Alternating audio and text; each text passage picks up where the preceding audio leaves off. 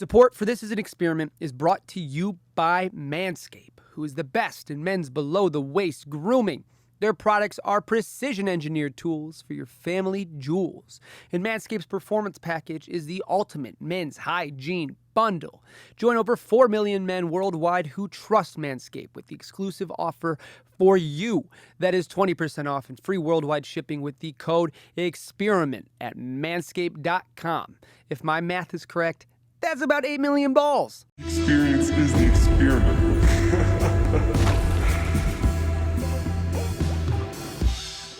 Today's guest hails from Skokie, Illinois, but has since made his way out to Los Angeles, California. He's an artist, he's a songwriter, and he's a producer. He has since found himself singing on tour with Pitbull, including a new song, singing backup on A$AP Rocky's album, and still has time to absolutely be undeniable on stage. Please welcome today's guest, Anthony Watts. My God, man, that was lovely. Dude, I'm so stoked to have you here. As we were talking about a second ago, you are in this family of people out here that I fucking adore. Me too, man. Man, this whole group, and every time somebody from that group comes on, I ask, who do I have to have on next? And I just had on a mutual buddy of ours, Anthony Russo. Brother. And he had... I couldn't have stopped him from saying every nice thing in the world about you. That dude loves you, and it was really fucking cool to hear. That guy's all right. He's okay. Yeah. Nah, that guy's awesome, man. He's one of my first close friends out here, man. Really, really cool dude. I love it. He's such a sweetheart. The whole group. I mean, Inverness, Pink, Amelia, man. J-Bach, the whole thing, dude. They're all amazing. Good peeps, man, and all just so insanely talented too. Oh, dude, it's ridiculous. It's just a pleasure it's a dream, man. It's like you move out here not really knowing people, and then you meet a group like that. Not only are they talented, but like they're easy to work with as well, and everyone's just building and winning together, and like just the progress that I've seen from everybody from the past like 2-3 years is just nuts. And sky's the limit. Like everyone's about to do something crazy. Dude, I love it. Yeah, so man. Tell me a little bit more about you. You're from Skokie, Illinois. Skokie, Illinois, man. Which you know about. Like that's crazy. Not a lot of people know about. We went to school together a few years apart. Wild. Which you're one of the few who finished. Yeah, I don't know how the hell I did it, but I did. Dude, I'm impressed. I loved it there. I learned everything I needed to in the time I was there. Me too. And everything I needed to from that city. Absolutely. Chicago is awesome, man. It's everyone's just hustling and bustling out there. Yeah. And you feel like you're a part of it. And I feel like sometimes that's one of the things that's missing out here, just because everything is so spread apart. Yeah. And like it's really like taking public transportation. Oh, dude. That I don't know why, but that part was like, you're just on a bus with a bunch of working people every day. You're on a train with a bunch of working people you just feel like you're a part of something, and everyone's moving and grooving. Dude, I had 2 homes. I had my house, and I had the Red Line. Yeah, that damn Red Line. One had more crazies on it. Oh man, but wild. But dude, it was that place will forever be my favorite city in the world. First of all, and the most humbling, beautiful experience I've ever had. Mine too, man. That's home forever. You said you're from Michigan, though, right? Detroit, or right outside of Detroit. I like to say Detroit, but very cool, man. West Bloomfield, Michigan. Very cool, man. Yeah, very dude. Cool. So tell me more about you. Who got you being a fucking ridiculously crazy performer and singer, and every video I've seen on you, every song I've heard. First of all, skip all that. Tangerine, dude. Let's go. Fucking Tangerine. Finally his out. New song featuring Anthony Russo is out now, dude. It is, dude, it's so good. Thank you so much, man. I'm so happy that one's finally out. I'm sure Russo said the same thing, but like we just both had a crazy feeling when we wrote that one. It came together so quickly, and like I'm sure as a creator, man, like when you're working in the studio, sometimes songs it's like a boxing match. It really takes a bunch of punches and rounds till you finally get it. Dude, Tangerine, we wrote that in like less than an hour. That's what he was telling me. It just came so natural. I started laying down chords. Our boy Tone Jones put a drum loop on, and everything just came together really quickly. And then when we finished it, we sat back and we were just like, dude, this one is special. Dude, Anthony showed us when he was on the podcast a few weeks ago, and it was I think it was the day before it came out, actually, like a few hours before. Yeah. And we were just fucking dancing. It's so good, dude. It's and I'm glad you guys picked the beginning of summer because that is a fucking summer That's what I'm bop, saying, dude. man. Yeah, no, it's all, it has to do with all things summer. And yeah, man, hopefully it takes off and people will enjoy it. That's what it was made for. It's just to enjoy during the summer, man. Play it at the beach, play it at the pool. Oh yeah. Yeah, man. Go stream it, motherfuckers. Please. It's so good. Yes, you sexy sons of bitches. Do it. So, how did you start? Where did this background come from? Was music in the family? Kind of, not really, man. I really do credit it all to my parents. They saw that I had this knack of entertaining ever since I was little. Where it really began was we had this in Skokie. We had this camp. Do you know where Devonshire Park is, by any chance? Yeah, dude. That's like my house is like no a block away from there. That's crazy. Wow. Dude, that's like my stomping grounds. Like that's literally where I grew up. I was in a fraternity at DePaul. Okay. They let me in because I would DJ for them. Oh, so we'd always go up. I think there was like another school by Skokie that we used to go to parties at and stuff. Dude. And I know the area pretty well. Hilarious. That's so wild, man. What a small world. What a Yeah, man. trip. That's I crazy. love Skokie with all my heart. That's home forever. Yeah. I love that place. Good people. Great people, man. Super blessed to have been from there. Have to be from there. Yeah, you'll always be from there. Always. It's not going anywhere. No way. So we had this camp called Summer on Broadway at Devonshire. There's this thing called the Cultural Center. And I was this like skater, jock kid. Like I was a big skater, so I had skater friends and stuff. But like my mom just saw that I had this knack for entertaining people. I don't know how she caught it. I think like I used to sing in the basement when I was little and stuff, and like she would see that shit. But she's like, "You're going to this Summer on Broadway camp. I'm enrolling you, and you're gonna do it." And of course, me being the stubborn skater kid, I was like, "No, fuck that. I'm not doing that. Like, what? My friends are they're gonna make so much fun of me if I do this."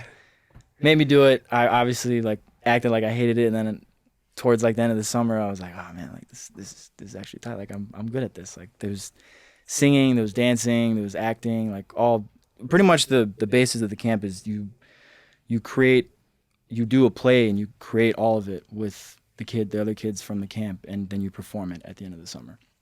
And I did this for like 3-4 summers straight. And dude, that's really where it began. Like I got a taste of what it felt like to be on stage in front of an audience for the first time, and I was just like, dude, this is awesome. This is a drug. Like I love it.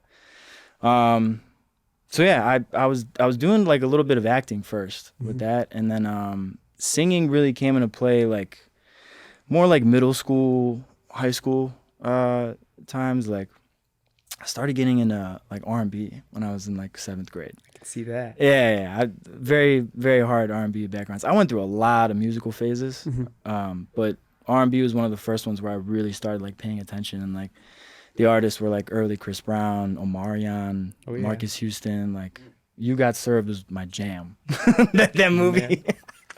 I love the that. fucking breakdancing movie. But yeah, I had friends in middle school who were listening to that, and they put me onto it. And like, particularly, like I remember the first song that I really got into and like I sang over and over again was this song called "Oh" by Omarion. And to this day, dude, I know every inflection to that damn song. Like I love that song.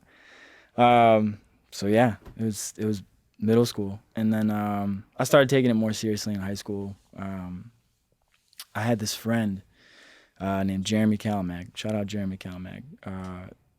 Phenomenal singer, guitar player. And he was like the kid in high school at Niles North. I went to Niles North. Oh shit. Okay. Yeah. I knew a couple. We'll have to talk after. I think I know a couple people. Dude, I'm still in touch with a lot of those folks, man. I had the coolest friends that still remain to this day. They're great people.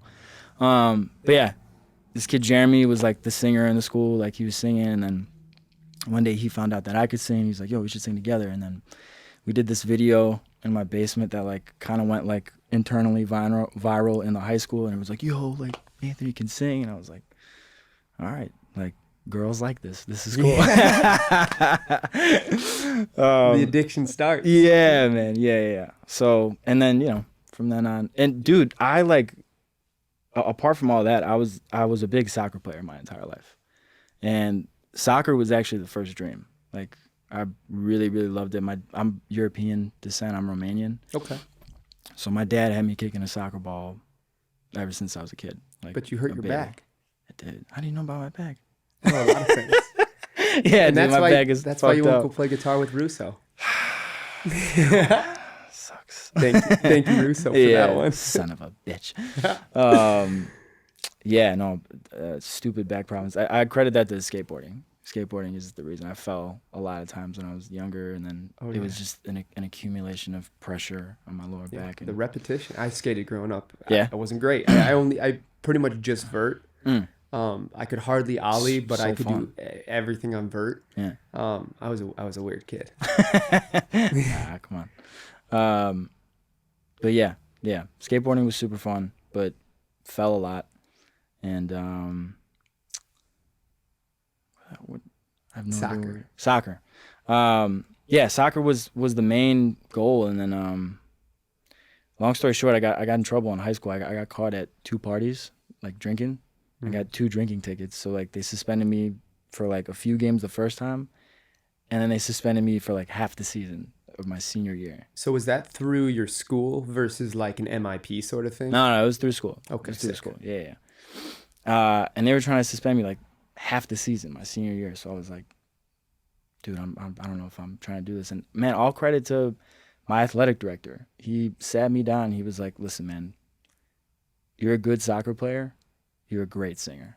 You should focus on music. And Thank you to the athletic director. dude, it was like it was shocking. He sat me down, sat me and my mom down, and like he said that, and I was just like, whoa, like this is the athletic director, and like but shout out to him. That was super cool. That's sick. That's not Yeah. normally who you'll hear that from. Too. No. And that's so important that somebody was there to have your best interest. And obviously, if you were playing that hard and it was such a big part of your life, I'm sure he knew you pretty well. Yeah, and let me just make it clear, like I was a decent soccer player. No fucking way I was going anywhere with that. So That's good to know, though. yeah, That's important. no. But like at that time, I was like, Yeah. I could do this. But looking back, it was a good call that I focused on music. I'm very glad that happened. We all are. Yeah. Hey, thank you, man. It's been a really, really fun ride so far. That's unreal. So Yeah, then man. you went to Columbia, and what was the experience like there? What were you there for? I went there for music. Man, it was Columbia was really, really cool. I was doing everything I wanted to be doing outside of Columbia. Around this time is when I met my manager, who's still my manager at this time. His name's Robbie, and he had a studio in Chicago in Bucktown, and my life at that point was like, I kind of turned into an introvert during college. I would just kind of go to classes and then just go to the studio after, and then write songs, get better at recording, and it was just like it was a stomping ground, man. It was practice, and I just wrote a bunch of songs and got better and better, and yeah, that was the basis of my life back then. I was getting some information, Yeah. and to hear that when you first started and you were first in the studios, especially out here, you didn't like singing in front of people. No. Shout out to Pink.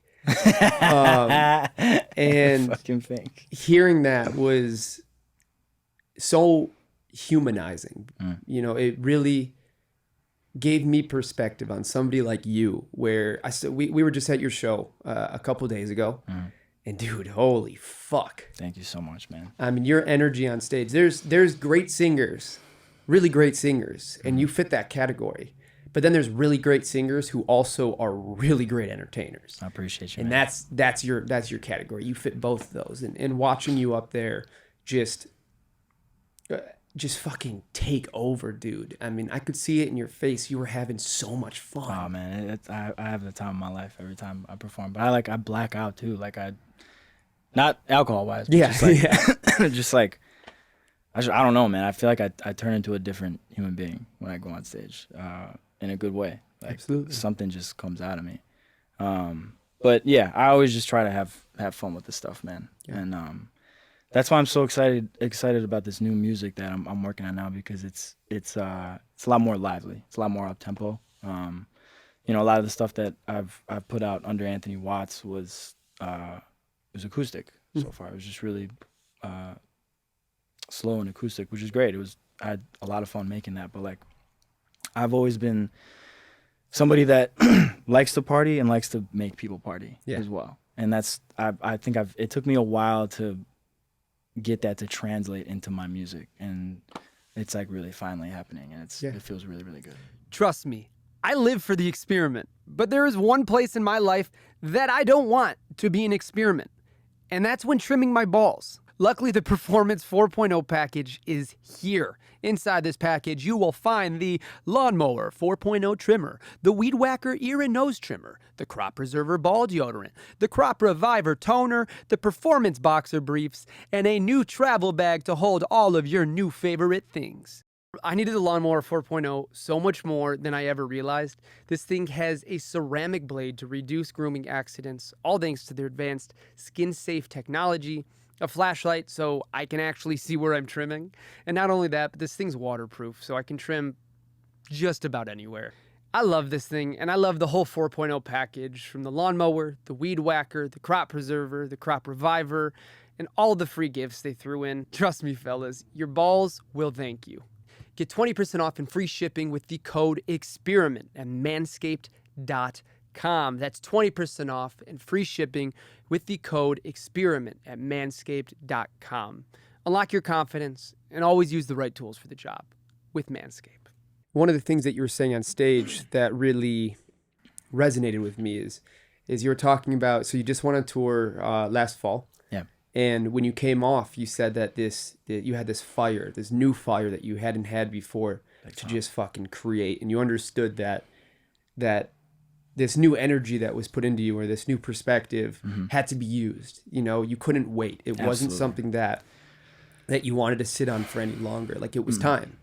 Tell me what that experience, then we'll talk about the tour after, but Cool. But tell me about the experience of getting off and understanding that you now have this new fire under your ass to just fucking go, and you knew what you wanted to do. Yeah, man. I mean, that tour was just so inspiring. First of all, that was the first real tour I've ever been on. And talk about being spoiled. Pitbull. Yeah, no, I like, dude, it spoiled the hell out of me, because, like, Fucking Pitbull. it was crazy. But just, you know, having the privilege to go up in front of 20,000 plus crowds every night was like, it was just like, after every night I was like, dude, this is all I want. Like, I just want this. I want to do this for as long as I possibly humanly can, as long as my body lets me, as long as my voice lets me. And so, yeah, as soon as that tour ended, I was like, man, if I don't lock in and really put my head down and, like, work on a body of music for myself, I might never, you know? Yeah. I probably would, but, like... But it was time. Oh, yeah. And it was, like you said, it was certainly a fire inside that had to be ignited even more with music. And what percentage of the music that you played the other night was the new music? All of it. I love that. Yeah, literally all of it. So, yeah, every song that you guys heard was just completely unreleased. Dude, like, it's so good. There was a point I watched Pink standing in the middle. He came up, he gave me a big hug, said hello, and he goes, "I'll be right back." And he walks to the middle, and he knew what you were about to play. Yeah. And I just see his face fucking light up. Yeah, dude. man. That's one of my favorite songs, man. Is the song that me and him made. It's called "Love Gravity." Dude, it was so fun. It was early in the set. I love that song. Pink is. Let's just talk about Pink for a second. Please. Pink is the absolute man, dude. That guy's a brother to me. Seeing his growth in these past few years have just been ridiculous, man. Like, we moved around the same time. I would go visit him in Nashville. He went to Belmont. What's your favorite Nashville hot chicken? Bolton's. Bolton's. Yeah, do you know what that is? No, I don't, but that was something that I needed to bring up. Bolton's is this, yeah, Pink's gonna laugh. Bolton's just like this kind of hole in the wall spot. Like, you look at it from outside, it's just like, do I want to go in there? Mm-hmm. Yes, you do. It's really, really good. I've never been, but when I go, that's where I'm going first. Hit it up, man. Hit it up. It's so good. I love Nashville. And how did you meet Pink? so, It was over FaceTime actually. I had a session. It was one of my first trips to LA, coming from Skokie. There's this person, one of my good friends. He's also a brother to me. This guy that goes by the name of DJ White Shadow. He's a name that I'll definitely mention a bunch throughout this podcast. But he's this guy in LA that we met a while back, and he was one of the first people to like bring me out here to like do sessions and write for other people. And he's an incredibly amazing DJ, producer, writer. And so I was this was like one of the first trips that he brought me out, and he had me in this studio with a bunch of people, and then the engineer was like flipping through beats, and he kept playing these beats that like kind of had the same consistent sound, and we were writing to them. I was like, yo, who produced these? And Pink's manager at the time was like, yo, this is my artist and producer Pink, like meet him. He was on a trip in Australia when we met over FaceTime, and I was just like, dude, like your beats are amazing, like let's get up. And then he ended up coming to Chicago like a few months later, and that's when we got to work.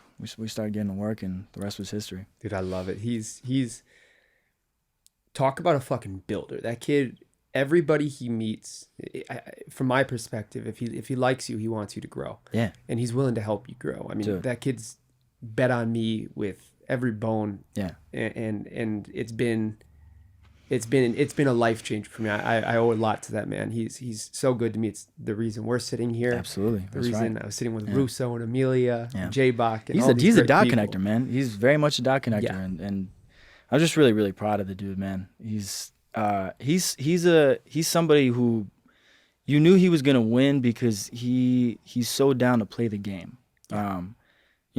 Being a producer out here, it's really, really easy to. You just want to go for the big artists. You want to get into, man, he's down to grow with people. This is how the Amelia thing's happening. This is how shit with me is happening. This is how shit with Russo is happening. Like, he's just down to get in with anybody and everybody. And if he sees a fire in you, he's going to do everything. He's going to throw all his coals in there and try to light that shit up. The man's got a good ear, too. I mean, absolutely. If that's the people that he's betting on, that dude's, he knows what he's doing, because he's picked some really talented people, and I always see like stories and videos, and anytime we're talking, he's always with people, and there's whether it's a session or just hanging out by the pool or whatever. I mean, I think that's a big part of this industry that I'm hoping to use the podcast to show people is community. Yeah, community is such a massive part. Absolutely, man. And if you can put yourself in a room with people that are better than you, but people that want it as badly as you, you're only going to grow. Absolutely. I was just having that conversation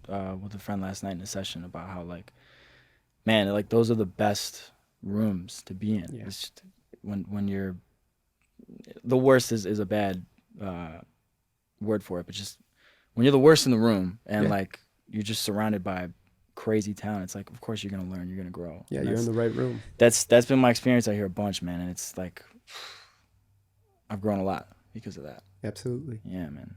Super, super lucky. So you were on this tour with Pitbull. You get off and you started making your own music.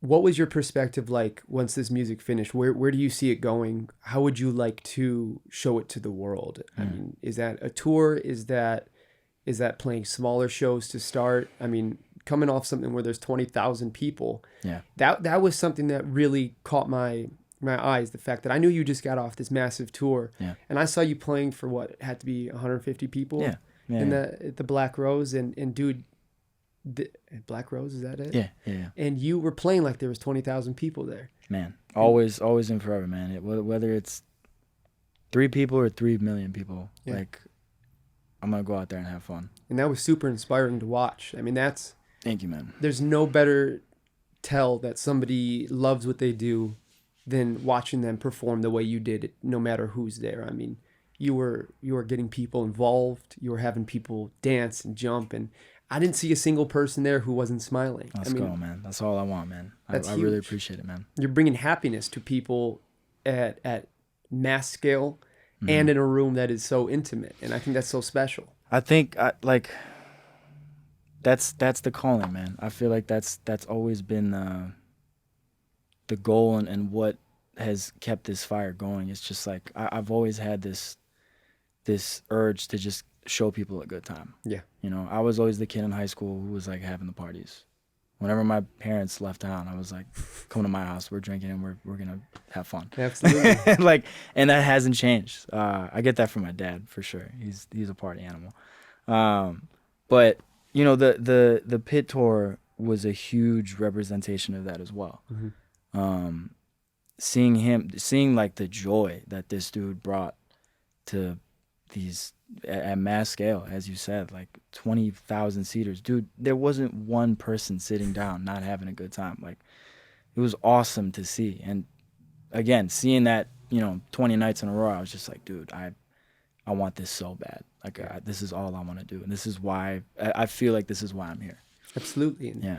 I mean, that's got to bring a hunger that is necessary for what you're doing specifically. You, the type of artist you are, you are bringing a party every time. You're not, you know, I have so much respect for all different types of artists, Sure. but what you do and the way you moved on stage, and I could tell that you were using every ounce of energy. There was nothing left after. You were making sure that anything in there was given to the people who were there to support you. And with that, just proves to them that you are also there to support them. Yeah, man. And I felt that. I know, I'm sure Brandon felt that. I could see the glow in Pink's eyes when he saw you playing. I mean, it makes people proud of you who don't even know you. Yeah. And that's a special feeling to see. It's really fucking inspiring. Absolutely, man. I really, really appreciate that. And I just, you know, I want to continue to do that. You know?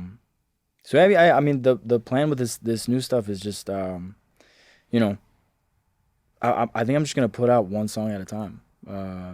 Maybe once a month is a little fast, but maybe once every other month, and just have it grow, man. Have it grow until maybe project time comes around. Yeah. But I don't know, man. Right now, like as a newer artist, like I think singles is the way to go. 100%. Yeah, man. Just the attention span is real thin. And how could it not be, dude? You got constant pieces of information and entertainment flying at you all day. Like, you know, it's rare that you're gonna sit down and listen to an album. Totally. And Brandon and I have this debate all the time because he's very much so an album person. And dude, I am too, 100%. Like, but like think about the average. Yeah, I don't think everybody now, is anymore. Nah, man, it's sad. But I love them, and I grew up listening to records back to back, and that was a very special thing. But I also think that there's something special about having single releases where you can put all this energy and this creative energy into a single thing at a time and really let it shine, and for sure, and do acoustic versions of it and play it at shows and really start reading your crowd and learning your analytics and learning the best way for you personally to connect with the people that are out there listening to your music. And absolutely, I think that's huge. I think, I mean, look at if somebody releases an EP these days, they're releasing 2 singles and then they come out with a 3rd song that happens to be the EP. Yeah. Like those are fucking singles. Yeah. That's what I did with that Kiss EP, that first EP that I put out, I think it was 2020 or 2021. Which is phenomenal, by the way. Thank you, man. I really appreciate that. That was made during COVID in my bedroom, just me and a guitar. Super fun.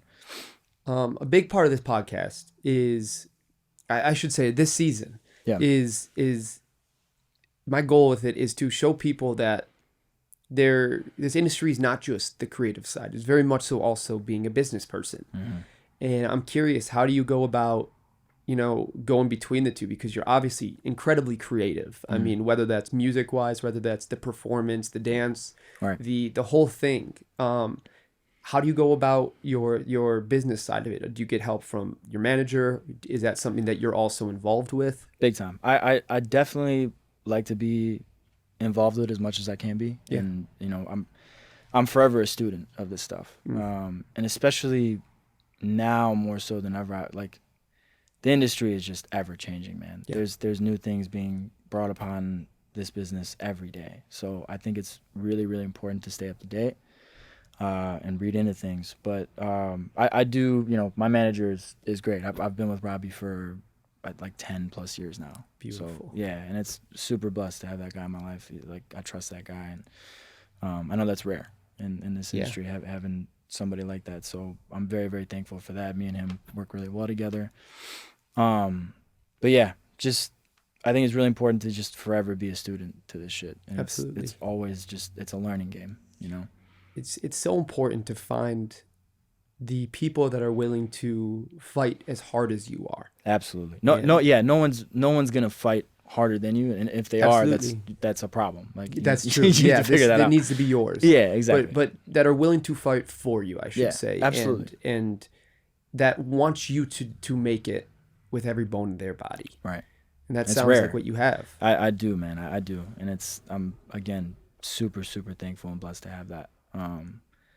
Yeah, where would I be without those people? Absolutely. Who the hell knows? I love it. Yeah. Before we wrap this up, I had one more question. Mm-hmm. How the fuck did you get on a fucking ASAP Rocky album? Dude, that is, I mean, talent-wise, I get it. That is the vocals are there and beyond, but how the fuck did you get on an ASAP Rocky album? Dude, that's unbelievable. It's just Chicago shit, man. Chicago had a really dope, niche of producers, writers, artists. Really cool scene out there. Super blessed to have been a part of it when I was around like the 2015, 2014, like around those areas. There's this guy, Thelonious Monk, really dope producer out of Chicago. Really It's dope. phenomenal. Close homie. I haven't talked to him in quite some time, but we had a bunch of sessions together, and there was one session where he brought about that beat, and he was just like, yo, I just need some like vocals on this. Like I remember there was a hook already written. They just wanted like some like background stuff. Threw it down. Had no idea who it was for. Like there was no ASAP in the picture just yet or something like that. There's nothing like that. And then it ended up being on an ASAP Rocky album. Super random, super cool. What was that feeling like when you heard it? It was cool, man. It was what's the word I'm looking for? You know, that was early on in my career. That was probably one of the first like big things with like a big artist to have your name on an album like that. It lit a fire. It definitely gained a lot of self-confidence, and I was like, oh man, like this shit is super possible, you know. And the one thing I very, very, very much learned from that, which is my advice to anybody who's younger, who's newer, if you're coming to LA being a songwriter, get in every room. Say yes to every room. It doesn't matter if you're a rapper and it's a country writer. Like, get in there, you never know what's gonna happen. Man, I think that's so important, and I think there couldn't be a better way to wrap this thing up with that advice of just find any room you can find yourself in, man. and do your best, make friends. Yeah. Connections are great. Friends are better. Yeah, absolutely. When you win, and more importantly, when you're creating shit with friends, I don't think there's anything more fun than that. And I think it allows and invites an energy that isn't there otherwise. I'm not saying you can't make beautiful music without friends, but I promise the option to make beautiful music with friends is so much more It's incredible. palpable and so much more able to grasp. I mean, it's there, and that is so obvious seeing you and all these people that I fucking adore.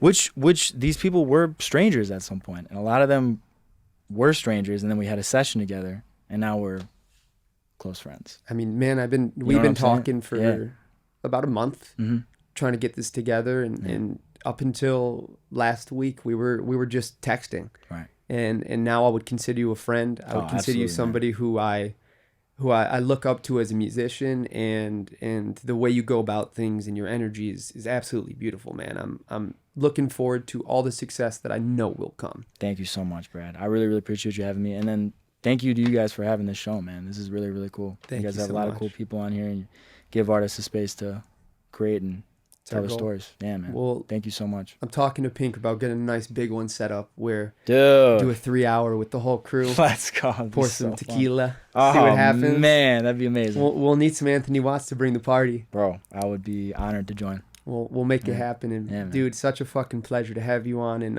Thank you so much. I'm hoping once we turn this off, I can hear some new music. Oh, absolutely. Let's go. All right, Yeah. dude. Thank you Let's so go. much for everything. Appreciate you guys. And man. everybody, go fucking stream Tangerine. Oh, thank you. Go do it. Please. It's amazing. Yeah. Enjoy your summer. You're Enjoy not gonna your enjoy it summer. without it. I love it. And that's how we're going to end this episode. Thank Cheers, you, guys. everybody, for watching. Thank you, everybody, for listening. To everybody listening. I am Anthony Watts, and this is an experiment. Yeah, baby. Thank you, brother. I appreciate you. Thank you so much, man. I I'm really appreciate bad you at having handshakes. me. Let's go. The experience is the experiment.